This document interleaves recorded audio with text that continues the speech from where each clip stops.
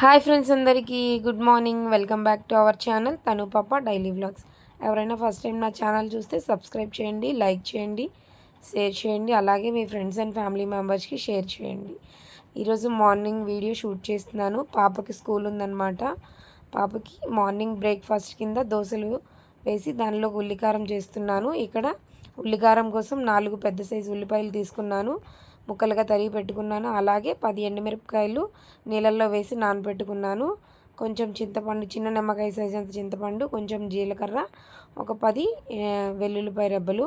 ఇప్పుడు mixie jar తీసుకొని వాటిలో వెల్లుల్లిపాయలు మొత్తం తీసుకున్న ఇంగ్రీడియంట్స్ అన్నీ వేసుకొని మంచిగా మెత్తగా మిక్సీ పట్టుకోవాలి. దోశ పైన వేసుకొని తింటే చాలా టేస్టీగా ఉంటుంది. మా ఇంట్లో చాలా ఇష్టంగా తింటారు. దానికోసం అని చెప్పేసి చేస్తున్నాను. ఈ విధంగా మెత్తగా మిక్సీ పట్టుకోవాలి. మిక్సీ వేసుకున్న దాన్ని ఒక బౌల్లో చేసి పక్కన పెట్టుకుందాం. ఇప్పుడు దోశలో కాంబినేషన్గా చట్నీ ప్రిపేర్ చేసుకుందాం. చట్నీ ప్రిపేర్ చేసుకోవడం కోసం గ్యాస్ ఆన్ చేసి కడాయి పెట్టుకున్నాను. కడాయి హీట్ ఎక్కిన తర్వాత 1 టేబుల్ స్పూన్ ఆయిల్ వేసుకున్నాను. ఆయిల్ మంచిగా హీట్ అయిన తర్వాత దానిలోకి ముందుగా కడిగి పెట్టుకున్న పచ్చిమిరపకాయలు చిన్న చిన్న ముక్కలుగా కట్ చేసుకున్నాను. పచ్చిమిరపకాయలు వేసుకొని మంచిగా వేయించుకుందాం. పచ్చిమిరపకాయతో సహా వేసేస్తే కొంచెం తుల్లిపోతుంది, అందుకని ఇలా చిన్న చిన్న ముక్కలుగా కట్ చేసి వేసుకున్నాను. ఈ విధంగా పచ్చిమిరపకాయలు మంచిగా వేగిన తర్వాత కొన్ని పల్లీలు తీసుకున్నాను. పల్లీలు కూడా పచ్చిమిరపకాయలతో పాటే వేయించేస్తాను. పచ్చిమిరపకాయలు పల్లీలు వేయించుకోవడం వల్ల టైం సేవ్ అవుతుంది. చూసారా, కొన్ని పల్లీలు కూడా వేసుకున్నాను. పల్లీలు పచ్చిమిరపకాయలు మొత్తం మంచిగా వేయించుకుందాం. పల్లీలు పచ్చివాసన పోయేంత వరకు వేగనిద్దాం. ఈ విధంగా వేగిన తర్వాత వాటిని ఒక ప్లేట్లోకి తీసి పక్కన పెట్టుకుందాం. ముందుగానే నేను కొంచెం కొబ్బరిని చిన్నగా కట్ చేసి పెట్టుకున్నాను. ఇప్పుడు దీనిలో కొబ్బరి, పల్లీలు, అలాగే పచ్చిమిరపకాయలు వేయించి పెట్టుకున్నవి, కొంచెం జీలకర్ర, వెల్లుల్లిపాయలు, చింతపండు ఇవన్నీ వేసి మిక్సీ పట్టుకుందాం. అలాగే కొన్ని పుట్నాలు కూడా వేసుకున్నాను. పుట్నాలు వేస్తే చట్నీ చాలా టేస్టీగా ఉంటుంది. దానికోసం అని చెప్పి పుట్నాలు వేసుకున్నాను. కొంచెం ఉప్పు వేసి ఇప్పుడు వాటర్ వేసి మిక్సీ వేసుకుందాం. మంచిగా మిక్సీ వేసుకున్న తర్వాత దానికి పోపు దినుసులు రెడీ చేసుకుందాం. గ్యాస్ ఆన్ చేసి కడాయి పెట్టాను. కడాయి హీట్ అయిన తర్వాత కొంచెం ఆయిల్ వేసుకున్నాను. ఆయిల్ వేసుకొని దానిలో కొన్ని పోపు దినుసులు, కొన్ని కరివేపాకు వేసి పోపు వేసుకున్నాను. చట్నీకి పోపు వేసుకోవడం వల్ల చాలా టేస్ట్ ఉంటుంది, చాలా బాగుంటుంది కూడా. పోపు వేసుకోకపోతే పచ్చివాసన వచ్చినట్టు అనిపిస్తుంది, అంతగా తినాలనిపించదు. దానికోసమని కంపల్సరీగా పోపు వేసుకోవాలి. ఇప్పుడు పోపు దినుసులు వేసాను. మంచిగా వేగిన తర్వాత కరివేపాకు కూడా వేసుకున్నాను. ఇప్పుడు వీటిని చట్నీలో వేసుకొని చట్నీ రెడీ చేసుకుందాం. చూసారా, ఇక్కడ ఆల్రెడీ చట్నీ మిక్సీకి వేసుకొని ఒక బౌల్లో వేసుకున్నాను. దానిలో తాలింపు అంతా వేగింది కదా, దాన్ని వేసేసుకున్నాను. ఇక్కడ దోసపిండి తీసుకున్నాను. దోసపిండి ఒక గిన్నెలో వేసుకొని ఉప్పు వేసుకొని మంచిగా మిక్స్ చేసుకున్నాము.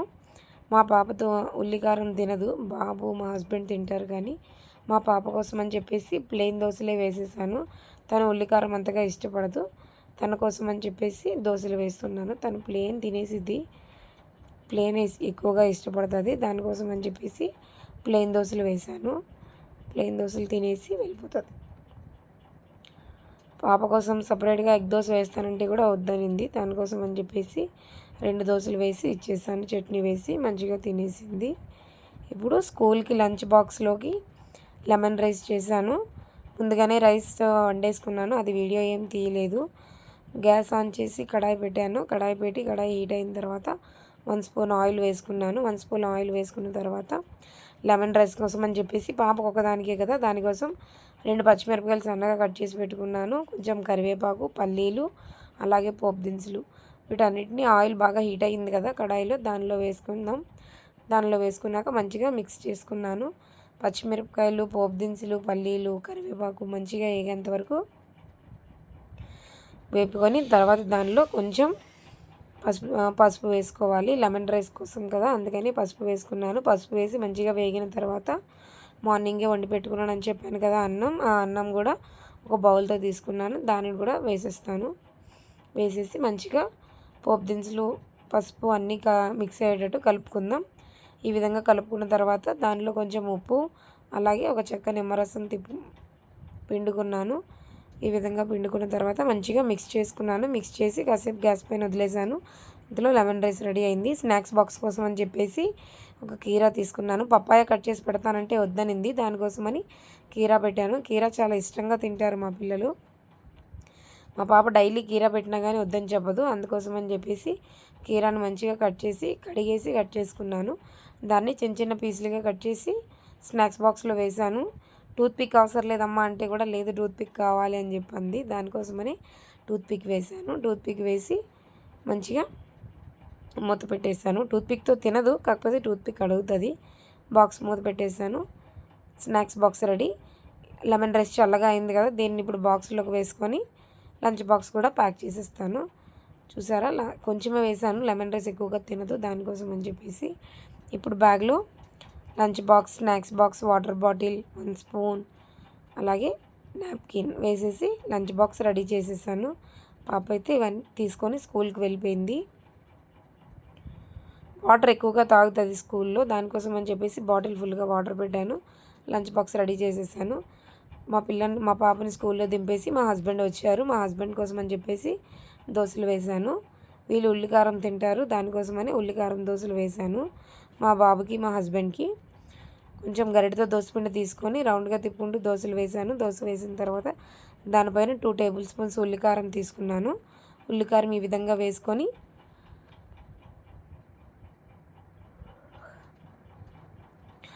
ఇప్పుడు అదే స్పూన్తో మంచిగా దోశ మొత్తం స్ప్రెడ్ అయ్యేలా చేసుకోవాలి. ఈ విధంగా స్ప్రెడ్ చేసుకోవడం వల్ల దోశకి ఉల్లికారం పట్టి దోశ మంచి టేస్ట్ వస్తుందన్నమాట. చాలా బాగుంటుంది. ఈ రెసిపీ ఎక్కువగా రాయలసీమలో తింటారు, కానీ మా ఇంట్లో కూడా ఇష్టం, అందుకోసమనే చేశాను. మా హస్బెండ్కి మా బాబుకి దోశలు వేసి ఇచ్చాను. లాస్ట్లో మా హస్బెండ్ ఎగ్ ఉల్లికారం దోశ వేయమని చెప్పారు. దానికోసం అని చెప్పేసి దోశ వేసాను. దోశ వేసి దానిపైన ఉల్లికారం రుద్దాను.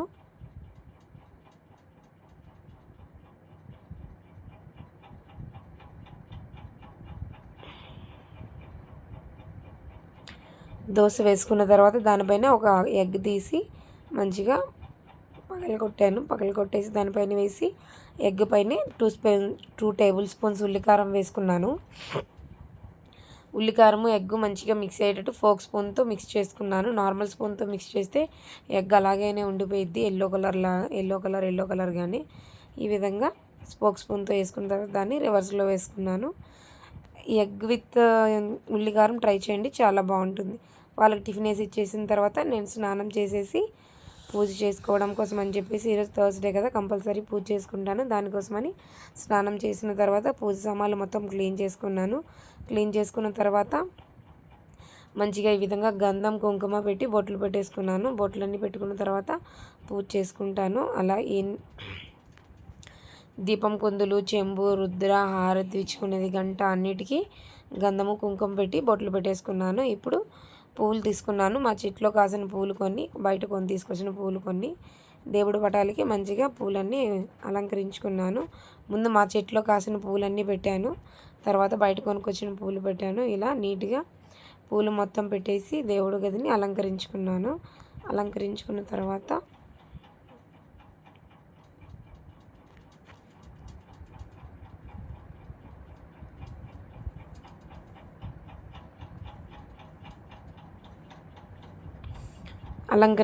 తర్వాత దేవుడికి దీపారాధన చేసుకున్నాను. దేవుడికి నైవేద్యంగా చిప్స్ పెట్టుకున్నాను. చిప్స్ పెట్టి దానిలో ఒక పువ్వు వేశాను. నాకు ఆ విధంగా అలవాటు. దేవుడికి నైవేద్యం పెట్టిన తర్వాత దానిలో ప్లేట్లో పువ్వు పెట్టడం. అలాగే ఇక్కడ చెంబుతో నీళ్లు రుద్ర పెట్టుకున్నాను, దానిలో ఒక పువ్వు వేసుకున్నాను. దీపారాధన చేసేసుకొని హారతి ఇచ్చుకున్నాను. పూజ ఈ విధంగా జరిగింది. థర్స్డే రోజు చాలా లేట్ అయిపోయింది. పూజ అయ్యేసరికి 10:30 అయింది. తర్వాత నా కోసం అని చెప్పి దోశలు వేసుకున్నాను. నేను ఉల్లికారం దోశలు 2 వేసుకున్నాను. నేను బ్రేక్ఫాస్ట్ తినేసరికి 11 అయింది.